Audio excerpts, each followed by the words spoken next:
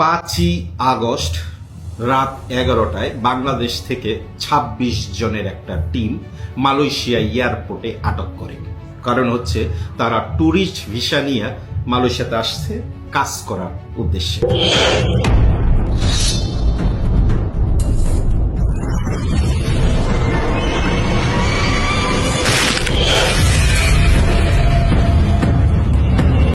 জন Bangladeshi টুরিস্টকে Malaysia airport আটক করে এবং 6ই আগস্ট সকালের ফ্লাইটে তাদেরকে বাংলাদেশে ফেরত পাঠায়।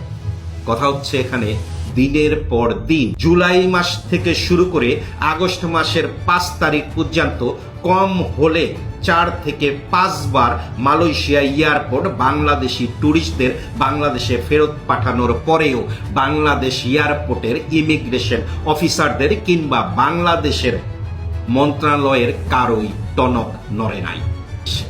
কথা হচ্ছে আমরা কেন বলতেছি কাজ করার উদ্দেশ্যে, কারণ মালয়েশিয়া এয়ারপোর্ট তাদের কাছে কোনো বৈধ হোটেল বুকিং, পর্যাপ্ত পরিমাণে ডলার কিংবা অন্য যেই ডকুমেন্ট দরকার পড়ে মালয়েশিয়াতে ঘুরতে আসার জন্য সেগুলি তাদের সাথে ছিল না।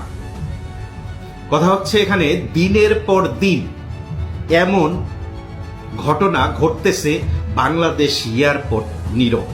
দিনের পর দিন এমন ঘটনা ঘটতেছে, বাংলাদেশ মন্ত্রণালয় নীরব। কারণ কি? আগস্ট মাসের 11 তারিখে ডক্টর মোহাম্মদ ইউনূস মালয়েশিয়াতে আসার উদ্দেশ্য হলো 3টা বিষয় নিয়ে। একটা হচ্ছে কলিং, একটা হচ্ছে মালয়েশিয়ায় যে বাংলাদেশিরা অবৈধ তাদের বিষয় নিয়ে আলাপ আলোচনা করা, এবং তৃতীয়টা হচ্ছে বাংলাদেশকে আসিয়ান গ্রুপে অন্তর্ভুক্ত করার জন্য মালয়েশিয়াকে অনুরোধ করা। যে 3টা বিষয় নিয়ে মালয়েশিয়াতে ডক্টর মোহাম্মদ ইউনূস আসবেন আলোচনা করার জন্য।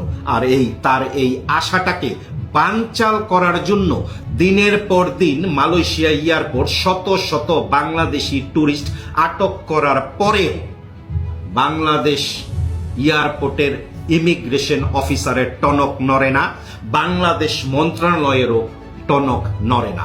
কথা হচ্ছে এই বিষয় নিয়ে আপনি জানতে চাইবেন কার কাছে, কেন প্রতিনিয়ত এমন হচ্ছে, কেন বাংলাদেশ এয়ারপোর্ট যাচাই বাছাই ছাড়াই একজন ট্যুরিস্টকে, যারা নাকি দেখলেই বোঝা যায় মালয়েশিয়া যাচ্ছে কাজ করার উদ্দেশ্যে, দিনের পর দিন তাদের হোটেল বুকিং, পর্যাপ্ত পরিমাণে ডলার, রিটার্ন টিকিট ছাড়াও বাংলাদেশ এয়ারপোর্ট তাদেরকে ছেড়ে দিচ্ছে মালয়েশিয়ায় আসার জন্য।